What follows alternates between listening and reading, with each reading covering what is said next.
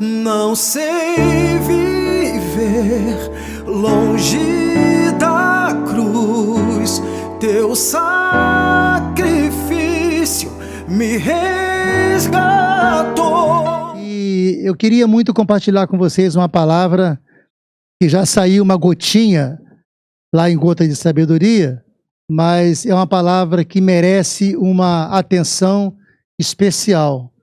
É uma palavra que com certeza pode aquecer nossos corações, pode trazer um incentivo, pode nos levantar a nossa moral, o nosso entusiasmo, pode nos conduzir para saídas estratégicas diante daquilo que temos vivido.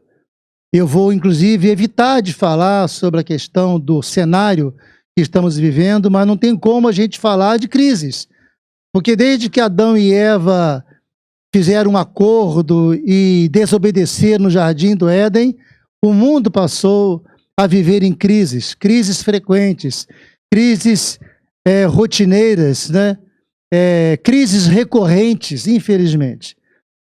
E não é nenhuma novidade, não é porque o mundo, este cenário, tem nos aprisionado ou nos isolado em casa, que as outras crises, as outras dificuldades deixam de ter o seu valor. E o interesse e a nossa atenção para sair de todos os níveis de crises que nos apresentam, porque o Senhor Jesus nos garantiu que estaria conosco todos os dias, até a consumação dos séculos, porque Ele advertiu que teríamos crises, que teríamos aflições. Eu gostaria que você abrisse a sua Bíblia em Josué capítulo 14.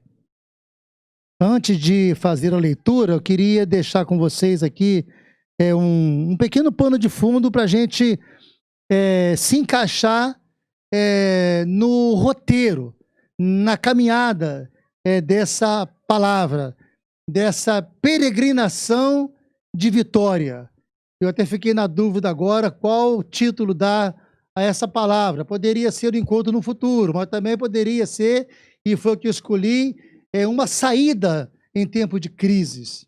Como sair, como desenvolver uma atitude de fé, de esperança, para não sucumbirmos diante daquilo que nos apresenta, do medo, do terror, dos fake news. Muitas vezes a gente embarca numa situação muito desonesta e muito desigual diante daquilo que temos vivido. E antes de ler aqui o capítulo 14, do versículo 6 em diante, vamos recordar um pouquinho a nossa história. A história do povo de Israel. A gente sabe que Deus deu uma promessa para Abraão, uma promessa onde ele seria pai de uma grande nação. E a gente acompanhando a história bíblica, acompanhando os relatos bíblicos, a gente vai percebendo que a coisa vai acontecendo. Abraão casa com uma mulher, ele tem uma esposa, e quando é feita a promessa para ele, uma coisa inusitada para muitos, seria impossível, porque Sara era estéril. Mas Deus promete que através de Abraão sairia dali uma grande nação. A gente vai conhecendo a história e isso acontece, deixando de lado a precipitação de Abraão por não esperar o momento da coisa certa acontecer, e daí aparece na história, né, Ismael, que não era previsto, mas ainda assim Deus mantém o seu plano. E 12 homens, ou uma geração maravilhosa, vai brotando dali. E resumindo, José, por causa da promessa, ele vai para o Egito, ele é vendido como escravo, nós conhecemos bem a história. De escravo, ele é guindasteado com toda a lealdade e com toda a fidelidade à posição de primeiro-ministro. Faraó passa a considerá-lo, depois de Faraó, o primeiro no reino, isto é, o segundo homem mais importante do Egito. Depois José leva toda a sua família, em torno de 70 pessoas, para o Egito, e ali se estabelece numa terra promissora, terra de Góis, onde os irmãos passam a cuidar dos gados numa terra, numa área privilegiada. E José, ele prospera, e a nação daqueles 70 se transformam em aproximadamente 6 milhões de pessoas, e, de repente, não são mais os protagonistas, né, de um momento de prosperidade, mas passam agora a ser escravos. E agora, como escravos, Deus manda um libertador, manda Moisés. O Salmo 77 fala que Deus livrou o povo de Israel através das mãos de Moisés. E agora esse povo vê, talvez não acreditando no que está vendo, milagres maravilhosos acontecendo, Deus desmoralizando aqueles deuses egípcios, o tornando em nada. E o povo de Deus precisava ver tudo aquilo, porque muita coisa estaria por acontecer a partir daí. Eles precisavam se alimentar de uma fé robusta para suportar, para não vacilar, para não perder o rumo, o foco daquilo que Deus estava preparando para eles até chegar na terra prometida. E essa terra prometida era o juízo de Deus, que por mais de 400 anos Deus foi dando corda, foi tendo paciência com aquele povo, mas eles não respeitaram, e chegou um tempo de Deus agir e promover um juízo sobre aquele povo que vivia na terra de Canaã. Mas a terra já era por promessa e por origem do povo de Deus. Foi ali que Abraão se estabeleceu, foi ali que Abraão enterrou Sara na gruta de Macpela. É um local muito especial, eu vou falar um pouco daqui a pouquinho sobre Hebrom, esse lugar especial.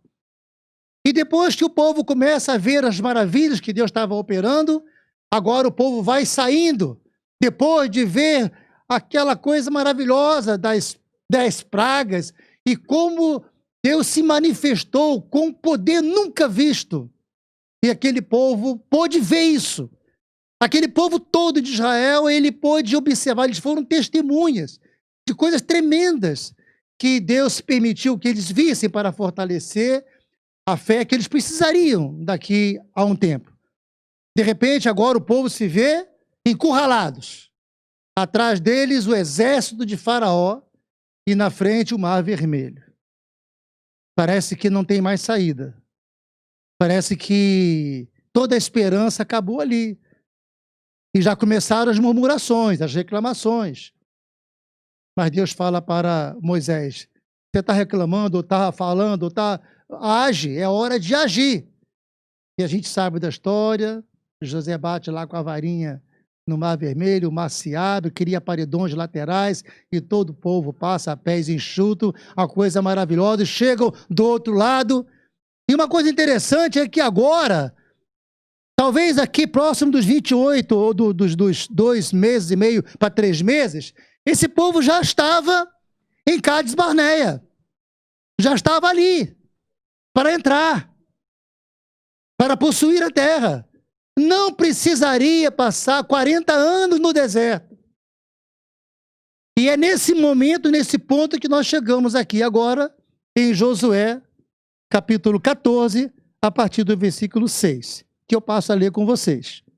Então os filhos de Judá chegaram a Josué em Gilgal, e Calebe, filho de Jefoné, o quenezeu, lhe disse: tu sabes o que o Senhor falou a Moisés, homem de Deus, em Cádiz Barneia, por causa de mim e por causa de ti.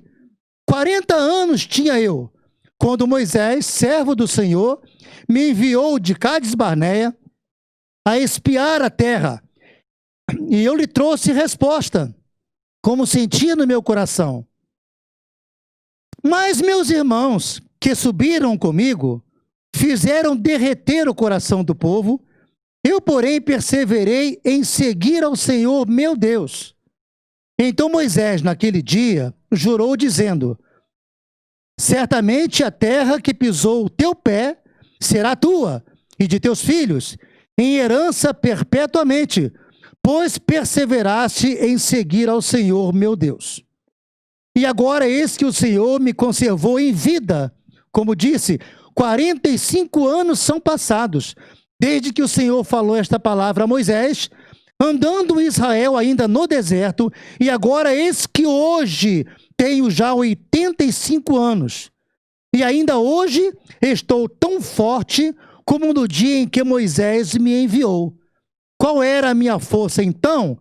Tal é agora a minha força, tanto para a guerra como para sair e entrar. Agora, pois, dá-me este monte de que o Senhor falou aquele dia, pois naquele dia tu ouviste que estavam ali os anaquins e grandes e fortes cidades. Porventura o Senhor será comigo para eu os expulsar, como o Senhor disse. E Josué o abençoou e deu a Calebe, filho de Jefoné, a Hebrom em herança. Portanto, Hebrom ficou sendo herança de Calebe, filho de Jefoné, o quenezeu, até o dia de hoje, porquanto perseverara em seguir ao Senhor, Deus de Israel. Antes, o nome de Hebrom era Kiriat Arba, porque Arba foi o maior homem entre os anaquins, e a terra repousou da guerra. Pai querido, muito obrigado pela tua palavra que está aberta diante de nós.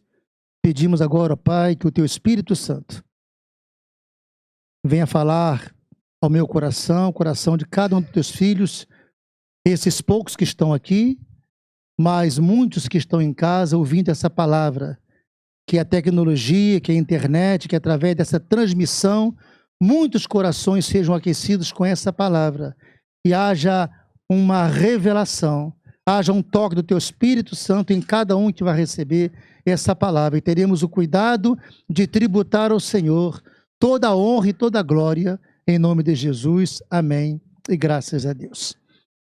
Esse momento aqui é um momento ímpar, é um momento maravilhoso na vida desses que perseveraram. Dá uma impressão que eles vão entrar aqui agora, na Terra Prometida, mas antes de chegar nesse momento, 40 anos passaram. Eu falei um pouco antes que 2 meses e meio a 3 meses eles já estavam em Cádiz Barneia. Já estavam ali para entrar na Terra Prometida. Josué agora ele é o líder, Moisés é morto, Josué é um destemido guerreiro que agora assume o comando e esse momento ímpar na história do povo de Deus para entrar e possuir a terra, que não seria fácil. Havia uma promessa. Eu gosto de lembrar das palavras, né, de uma expressão que a pastora, depois bispa, né, apóstola Valnice Milhomes repetia, né? O dar é de Deus, mas o possuir é nosso. Deus dá, mas não é de graça. Você tem que entrar e possuir. E esse povo estava agora diante dessa situação, de entrar na terra. Josué manda então 12 espias, 12 chefes de cabeça de família, pessoas responsáveis. Não era qualquer um, eram líderes que vão agora olhar a terra e trazer um relatório. O que tem de bom lá e qual o perigo, quais os obstáculos, o que eles teriam que enfrentar para poder possuir a terra que já era promessa de Deus possuir. E eles foram. E quando eles voltaram, o povo, entusiasmado em saber a resposta, saber do relatório, começam a interrogar aqueles 12, e Josué e Calebe dão um relatório maravilhoso. Gente, a terra é fantástica. A terra é maravilhosa. Prova disso, olha só esse cacho de uvas. 2 homens para carregar um cacho de uva. Fica imaginando a melancia desse lugar, entendeu? Talvez uma carreta, né, para carregar. As romãs, coisas que eles não conheciam, nunca tinham visto isso. Tal era a qualidade dessa terra. E esse povo ficou, no primeiro momento, entusiasmado, alegre. Havia uma expectativa de entrar na terra, então vamos logo. Só que não.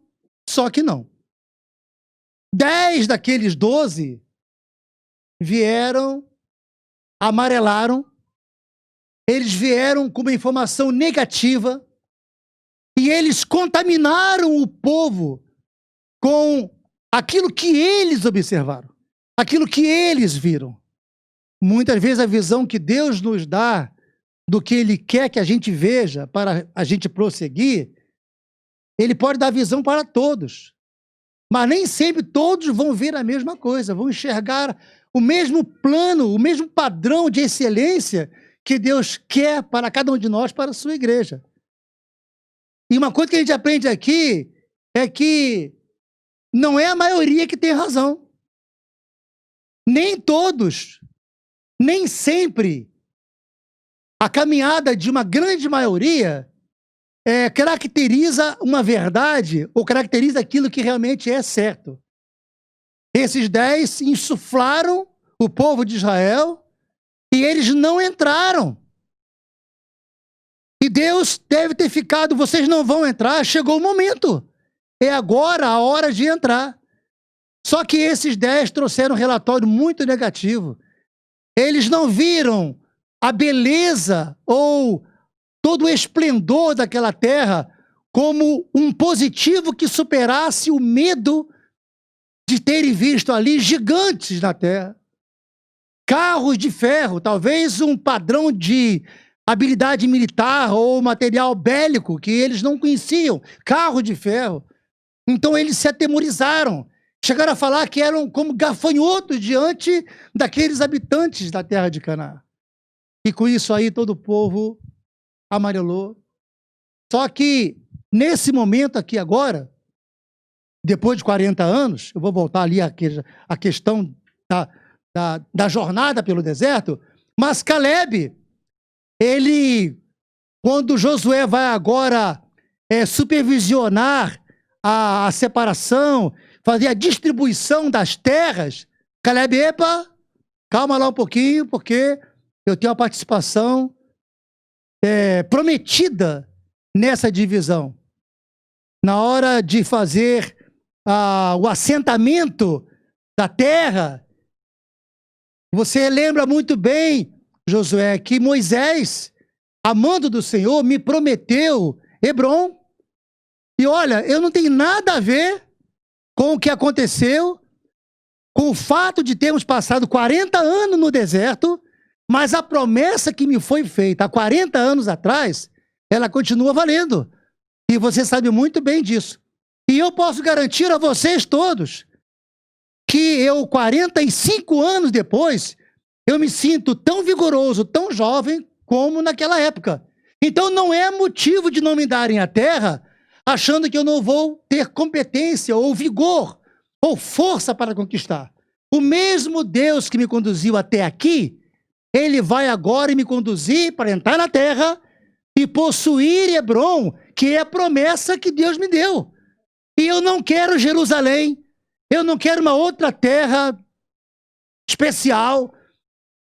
Hebrom era considerado o segundo lugar mais importante de Israel. O primeiro era Jerusalém. Mas a promessa não era Jerusalém, a promessa era Hebrom. Eu quero Hebrom.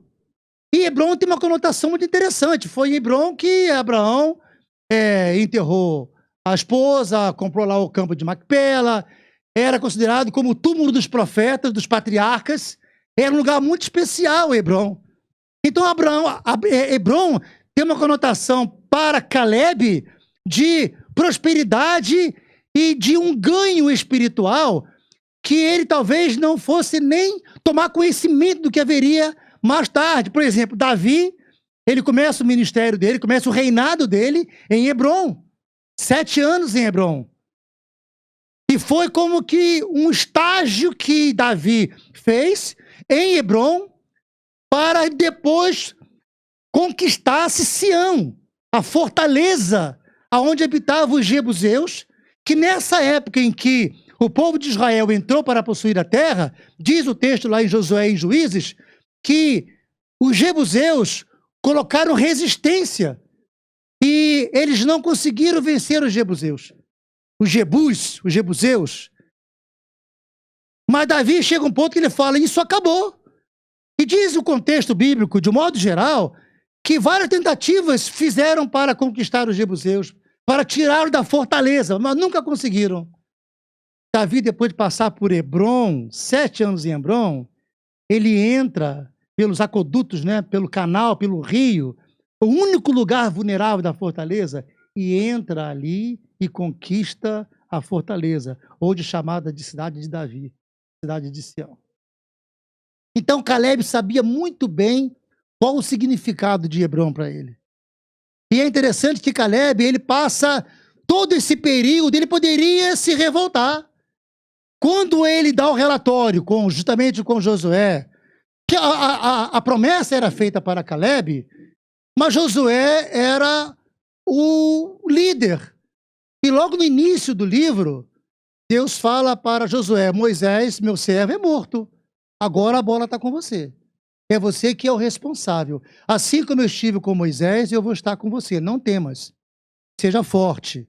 Tudo vai dar certo. Tudo vai dar certo. É como se Deus estivesse falando: olha, vai haver resistência, o povo vai reclamar, não vão confiar em você, vão achar que você não tem competência, mas olha, fique tranquilo, eu estou com você. Então, nesse momento aqui, não está muito focada a situação em cima de Josué. A questão aqui agora, para a gente aprender, o foco é Caleb. Que Caleb não era, ele era um líder, mas não era um líder da qualidade ou no mesmo naipe de Josué. Os dois tinham uma importância muito grande na conquista e na entrada, e na posse da terra de Canaã. Mas é possível que Josué e Caleb, conversando entre eles mesmos, né? Cara, você está vendo isso? Nós não temos nada a ver com isso. Na verdade, nós não pecamos, a gente não errou, a gente se manteve fiel o tempo todo, nós fomos lá, trouxemos um bom relatório, nós não teríamos que participar dessa caminhada de 40 anos agora, se bem na época eu não sabia quanto tempo ia demorar, mas vocês vão andar agora. É como se Deus estivesse falando: bom, já que vocês não querem entrar na terra prometida, vocês amarelaram, então vocês vão marchar no deserto. Vocês vão ficando pelo deserto. Até que a primeira geração toda sucumbisse no deserto. Nesse período foram surgindo, né, uma nova geração, que essa sim entraria na terra prometida, na terra de Canaã. E eu acredito que Josué e Caleb, com muita ousadia, com muito argumento e com testemunho, foram agora doutrinando e pregando e falando das maravilhas de Deus para essa geração que na época eram crianças, bebês, que foram crescendo, 40 anos. E todos esses que amarelaram lá em Cades Barneia não entraram. Mas não há nenhum registro na Bíblia de que Caleb e Josué estivessem murmurando, reclamando, falando daquilo que se perdeu. Ah, Cades Barneia, olha só, a gente já era para estar lá há muito tempo, e agora estamos aqui nesse deserto. É possível que eles tivessem toda a razão, claro, de reclamar, até de murmurar, e de considerar que aquele momento ali de dor, de calor, e uma tempestade ou uma trajetória que não estava prevista no coração de Deus. Mas Deus avalia tanto o coração daquele que é fiel, como o coração daquele que é rebelde, daquele que não está com os sentimentos, né, com a sua vontade, com a fidelidade voltada para o Senhor. A Bíblia diz que os olhos do Senhor estão sobre toda a terra, olhando bons e maus. Todo mundo está no mesmo pacote, no olhar fulminante de Deus. E eu acho interessante que quando Josué, conversando talvez com Caleb, eles deveriam ter ficado muito frustrados, porque sonhos, talvez castelos que estavam construindo, se desmoronaram. E eu não estou falando aqui só de questões aí da pandemia, do Covid-19, mas os diversos níveis de tribulações que nós passamos. E muitas vezes as pessoas tomam decisões que nos afetam, que nos incluem.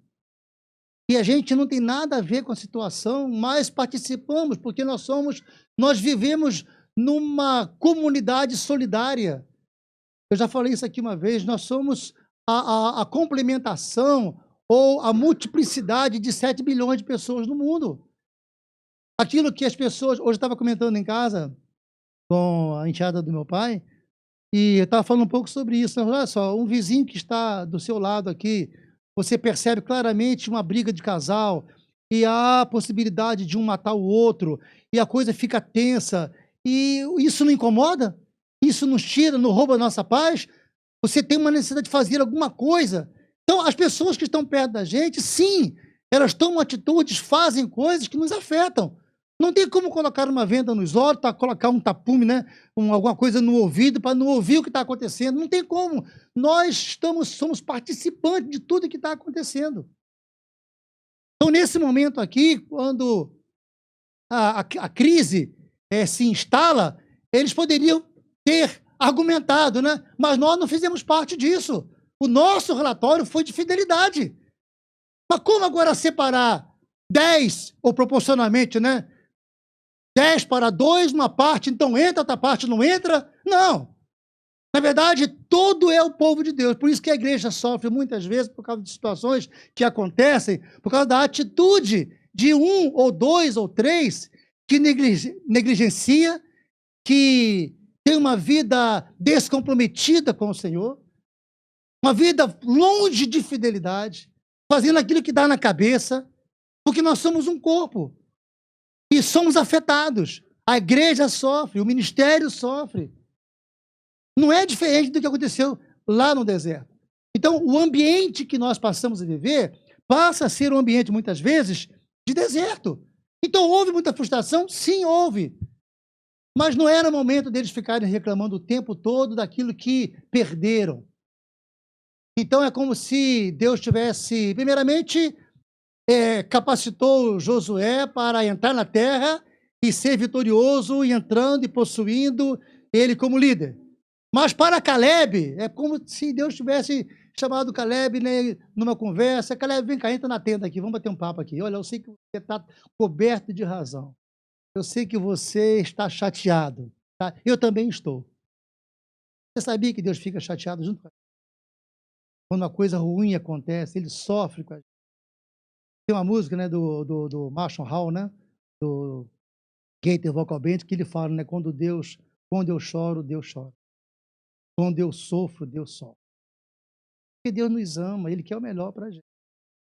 Então, com certeza, Deus chama Caleb, vem cá, meu querido, senta aqui, vamos conversar. Olha, eu sei que você está triste, está decepcionado, seus sonhos foram demolidos, seu castelo caiu, puxaram o tapete do mundo debaixo do teu pé, como está acontecendo com a gente aqui muitas vezes. Mas olha, o presente não dura o tempo todo. O hoje não será mais hoje amanhã. Amanhã já vai ser ontem. Caleb, olha, ainda é deserto. Você ainda vai sofrer. Ainda vai ter dificuldades. Mas olha, não olhe para cá de Barneia. Não fica olhando pelo retrovisor. Não fica olhando para trás. Eu prometi que Hebrom é sua. Então, olha, fique tranquilo. Fique em paz, porque amanhã, hoje não, mas amanhã, Hebrom será sua. E você vai gozar maravilhas. Você vai ser lembrado, com certeza. Parece que eu estou vendo Deus falando com Caleb, olha, você não tem ideia que daqui a 2000 anos vão falar sobre você, vão contar experiências de você. Pessoas lá no Rio de Janeiro, em Lagoa Santa, né, vão ser abençoadas por causa da sua fidelidade. Amado, olha, quando você é fiel, quando você confia nas promessas que Deus tem para você, não é só você que é abençoado. Eu sei que muitas vezes alguém toma uma atitude, toma uma decisão, às vezes é o marido que toma uma decisão que a esposa, isso não vai dar certo, mas é o marido que tomou a decisão. E ela vai dizer que não, vai sair de casa, vai arranjar as malas, vai embora com os filhos. Não, não é por aí. É joelho no chão. E é como se eu vejo, né? Caleb, olha, mantenha a sua dignidade, joelho no chão. Isso não vai durar para sempre. Haverá um momento que você vai tomar, sim, posse daquilo que eu te prometi. Não importa se pessoas tomaram decisões que te afetou, tá? Mas não sofra, não crie, então não elabore um ambiente de sofrimento, de nostalgia, de reclamação, de murmuração, porque isso não faz bem para você e vai entristecer o meu coração.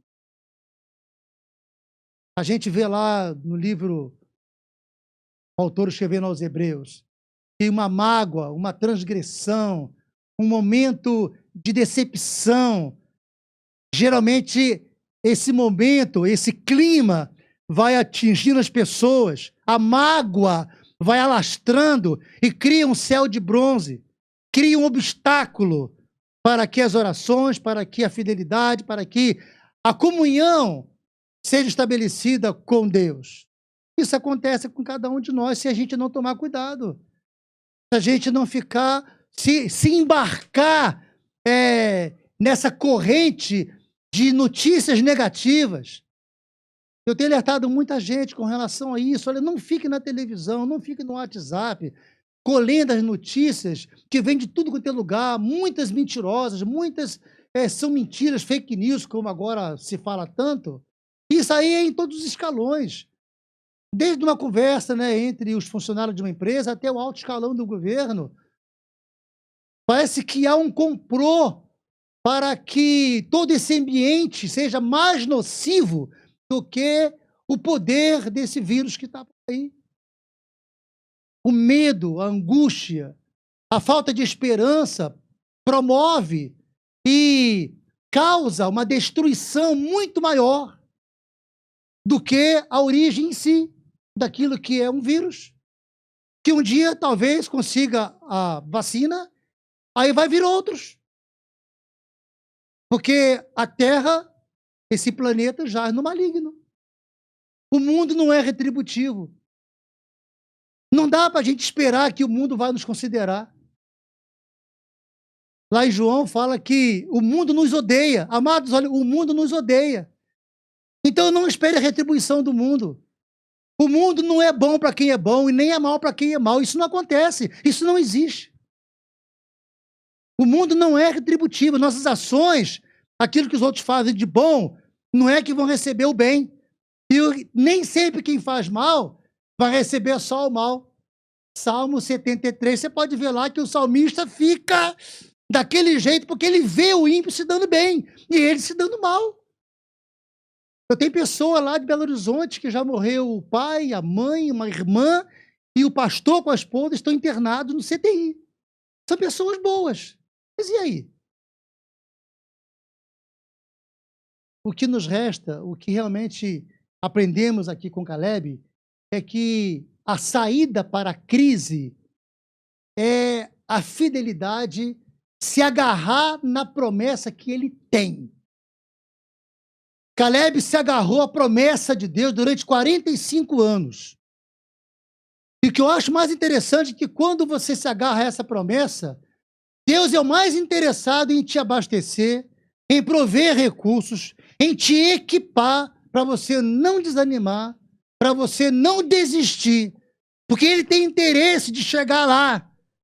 Só tem um detalhe, ele quer saber o seguinte: meu filho, o Kleber, o Luísa, seguinte, olha, eu estou com vocês. Eu não vou deixar vocês. O Cátia, olha, eu não vou deixar você. Pastor Adriano, meu servo, eu não vou deixar você. Mas eu quero ver em que condições você vai chegar lá. Você vai chegar lá como magoado, cheio de mimimi? Você vai chegar lá reclamando? Você vai chegar lá deixando um rastro de informações ou um testemunho negativo que comprometeu também a outra geração? Porque a outra geração, um dia, porque era a promessa do Senhor, um dia, uma geração teria que entrar na Terra Prometida e ocupar aquele espaço, porque era uma promessa de Deus, como juízo também para aquela nação, para aquele povo. Alguma coisa iria acontecer. E agora, Deus quer saber, Caleb, olha, eu vou te sustentar. E quando a gente leu aqui no texto, né? Caleb agora fala assim, olha, é o seguinte, eu estou hoje, olha, eu assim, tão forte, tão vigoroso, como há 45 anos atrás. Gente, pensa bem. Um camarada que tinha 40 anos naquela época, quando tudo deu errado. A casa caiu, frustração na alta, decepção, tá? Tudo bem, eu estou contigo, Senhor. Vamos continuar. E eu acredito que agora Josué e Caleb vai agora promover um ambiente de testemunho positivo para a nova geração que não sofreu tanto a decepção daquele momento em Cades Barneia, mas está sofrendo a consequência por não estar morando agora, usufruindo de uma terra que manda leite e mel. Eles foram crescendo ali na dor, crescendo embaixo de uma nuvem e com tochas que iluminavam o caminho. Tudo bem. Mas poderia ter sido melhor. Nem sempre uma posição. Estava gostando com o Adriano agora ontem, sobre aquela questão ali de Paulo, né? Paulo, quando está indo para Roma, ele entra no navio e está previsto uma grande tempestade. Ele avisa lá para o comandante: olha, não vá, não vamos sair daqui, vamos aguardar passar a tempestade. Mas eles tinham pressa de entrar e eles enfrentaram aquela tempestade. Apóstolo Paulo, ele não tinha nada a ver com aquilo ali, ele poderia estar tranquilo, esperando o momento certo de chegar a Roma, sem passar por aquela tempestade. Muitas vezes nós passamos por tempestades que não é nossa, mas estamos juntos. Não estamos juntos, né? Não tem lá um desenho, então tá junto, não tem jeito. Tá? Eu, muitas vezes que eu estive lá nos Estados Unidos, lá com a minha turminha lá, eles... Foi difícil de ver, já tinha passado o furacão. Essa época agora é época de furacões. E a gente andando naquelas ruas, né, muito antes, né, tínhamos visto muito bonitas, né, jardins, aqueles condomínios lindos, né? Mas foi duro de ver muitas casas arrebentar.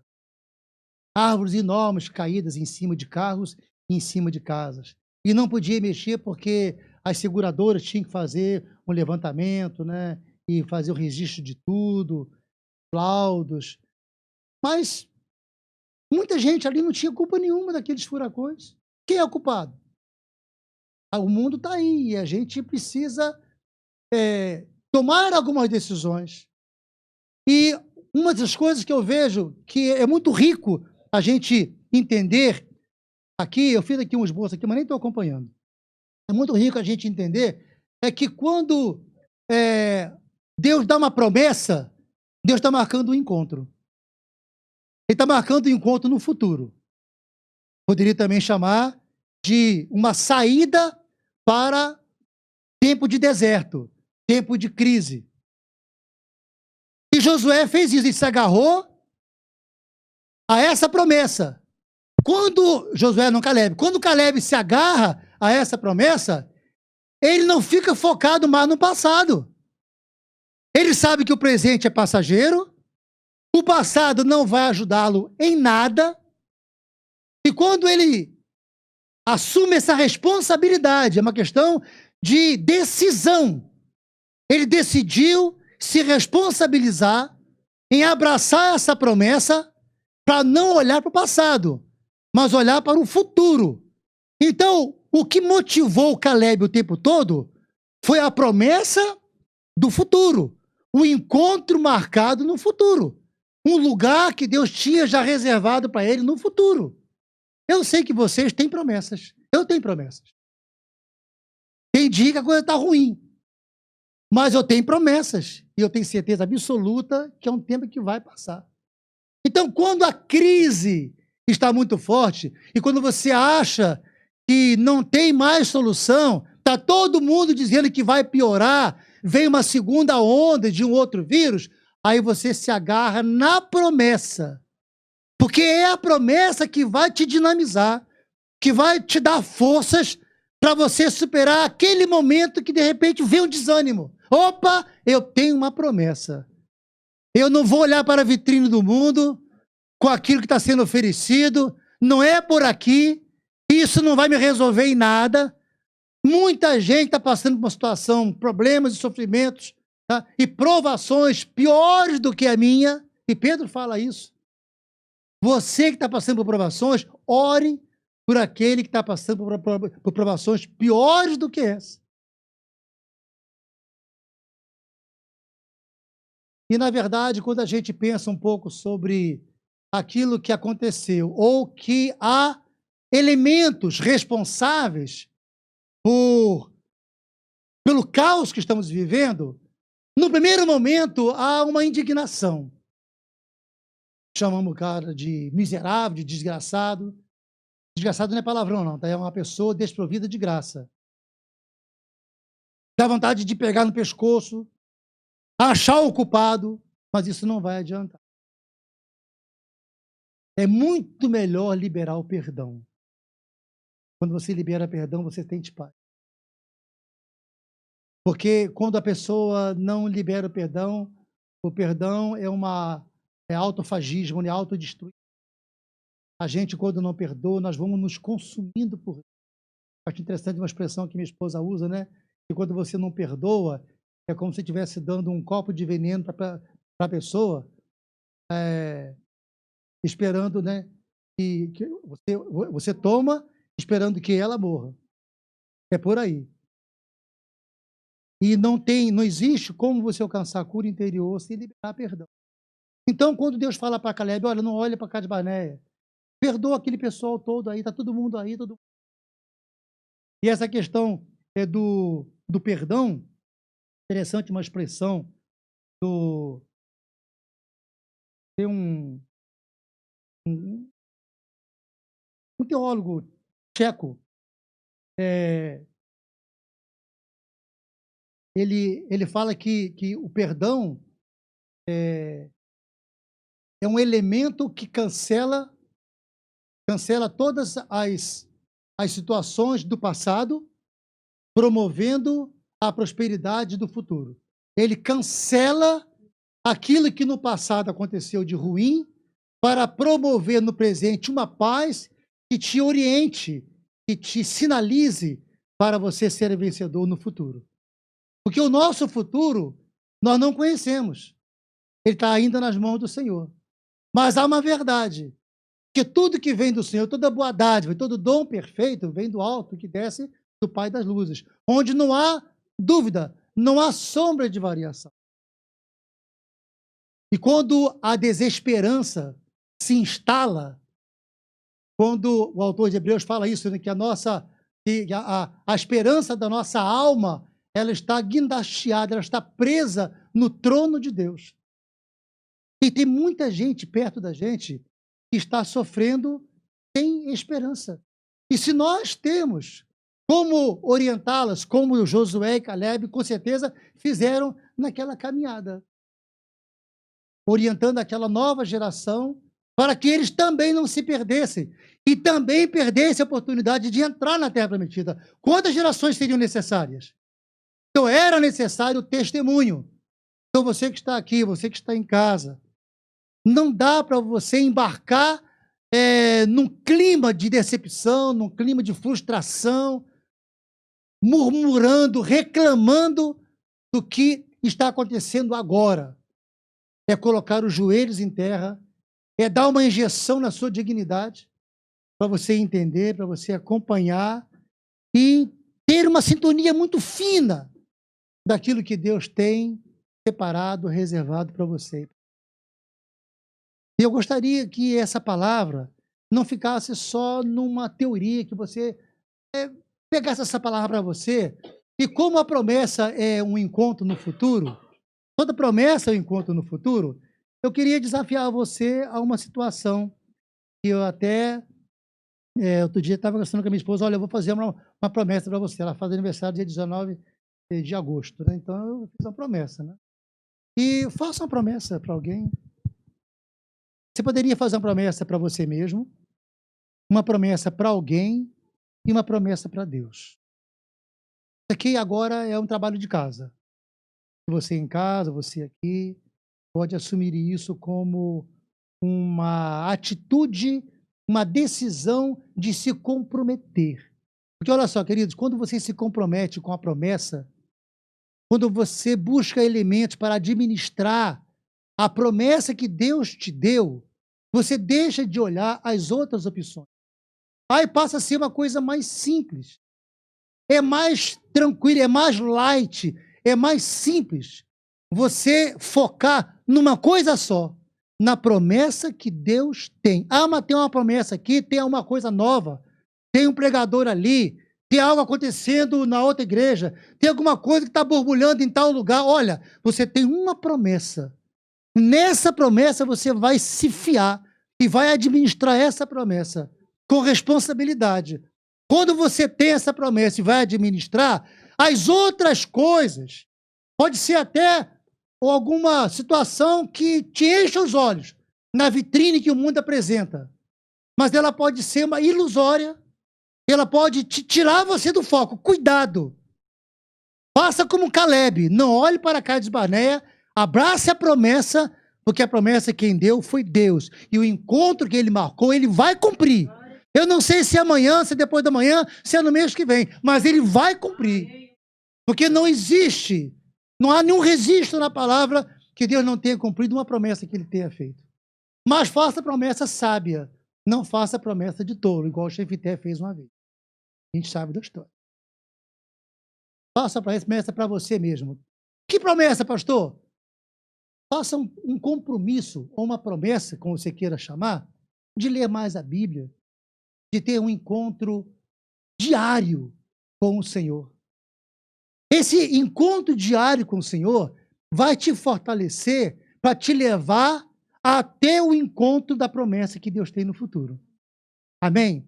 Josué estava tão forte como há 45 anos atrás. É possível que ele tenha feito academia, Caleb, tá? Caleb estava tão forte, Josué também, mas Caleb estava, bombando com 85 anos. E é possível que ele tenha até se preparado, nunca deixou de pegar na espada, porque agora, aquilo que ele vai conquistar, lá na frente, ainda tem gigantes. Ele precisa de força. E ele não pediu ajuda para ninguém, falou, eu tenho ainda a força suficiente para conquistar aquilo que o Senhor me prometeu. E diz o contexto que ele foi lá e ele venceu aqueles gigantes, o Anaquins, e ficou conhecido por essas vitórias. Então, de que maneira o Senhor vai te encontrar no final, quando ele vai, enfim, te entregar, concretizar aquilo que ele te prometeu? Ele tem que te encontrar sadio, fervoroso, com fé, buscando intimidade com ele. E isso a gente só consegue com um compromisso, comprometido com a palavra. Devocionais, problemas reservados a sós com o Senhor. Deus chamou Caleb para uma conversa na tenda, mas você pode ter uma conversa no seu quarto, você pode, inclusive, pegar um tapetinho, escolher um cantinho da sua casa para manter o seu momento de comunhão com Deus, momento de oração, leitura da palavra, para se fortalecer. Então, faça um acordo, faça uma promessa com você mesmo. Como é que você vai estar daqui a um tempo onde Deus vai te entregar a promessa, vai cumprir aquilo que prometeu? Isso é muito importante você saber. A outra promessa é para o próprio Deus, se comprometendo com Ele, que vai ser um crente melhor, um crente fiel, vai ser um marido melhor. Em meio a esses isolamentos que têm trazido tantos conflitos nos lares, você vai ser uma pessoa melhor, você vai ser mais condescendente, você vai ser mais amável, você vai ser mais misericordioso com a pessoa que vive com você 24 horas, todos os dias. Já está vendo aí uma flexibilidade, mas quantas pessoas já perderam a vida porque não tiveram paciência e a coisa chegou em níveis insuportáveis? 37% de feminicídio já está sendo registrado aí por causa desses isolamentos. E eu acredito muito que esse nosso Deus, que tem toda a bondade, todo o dom perfeito, tem algo maravilhoso para cada. E a outra promessa para uma pessoa que você queira prometer para alguém. Talvez o marido prometer para a esposa alguma coisa boa, né? A esposa prometer para o marido. Quem sabe algo, né, que ele já está jogando uns verdinhos aí, querendo, e, né? Pois é, de repente você pode prometer. Meu querido, eu vi aquela palavra do pastor Eduardo, eu gostei, eu te prometo, viu, isso. Meu querido, eu prometo ser mais submissa, eu prometo ter mais flexibilidade, ter um pouco mais de paciência com você. Eu prometo. Pais, tenham mais paciência com os filhos, na educação dos filhos. Quantos filhos têm crescido, né, em meio a esse clima aonde a aula é numa tela de computador, aonde não tem afetividade, onde não tem consideração, onde não tem comunhão. Tudo isso são cenários muito difíceis. É um deserto. Fazendo um paralelo lá com Caleb e Josué, é um deserto. Que a gente não sabe quando vai definitivamente terminar. Mas olha, abrace a sua promessa. A promessa que o Senhor tem para você. Em nome de Jesus. Eu desejo muito que essa palavra te abençoe. Que essa palavra possa arder no seu coração. Que ela não fique apenas como uma palavra teórica, uma preleção que você achou legal, que você achou bonita. Poxa, o cara falou legal. Não, não é isso não, eu não quero isso. Eu gostaria muito que você pegasse essa palavra e considerasse, né, que essa palavra é uma situação, é uma estratégia que Deus está te dando para você sair desse ambiente, desse clima de caos, tá? Vivendo bem, vivendo com harmonia, vivendo exalando uma comunhão com os outros que vem do Senhor. Porque a palavra diz no Salmo 183, né? Vocês conhecem a palavra, que Deus ordena a bênção dele na comunhão. E essa comunhão começa em casa, começa no lar, começa com o marido e esposa, começa dos pais com os filhos, começa com o pai sendo mais carinhoso. Aproveite que hoje é dia do pai e seja um pai melhor, seja um pai mais carinhoso, seja um marido melhor. E abrace, faça essa promessa e que em nome de Jesus você possa atravessar, né? Todos nós juntos, né? Esse deserto e chegarmos lá na frente para conquistar. Não vou garantir a você que vai ser fácil, não. Porque a luta continua. Josué não se arvorou. Caleb não se arvorou o direito, né, de ser idoso. Pô, cara, não tem uma plaquinha aí de 60 com a begalinha, né, para eu ter uma prioridade? Não, não tem esse negócio, não. Eu tô tão forte hoje como tinha 40 anos. E eu vou entrar lá e eu vou vencer. Faça essa promessa para você mesmo e Deus vai te abençoar em nome de Jesus. Amém?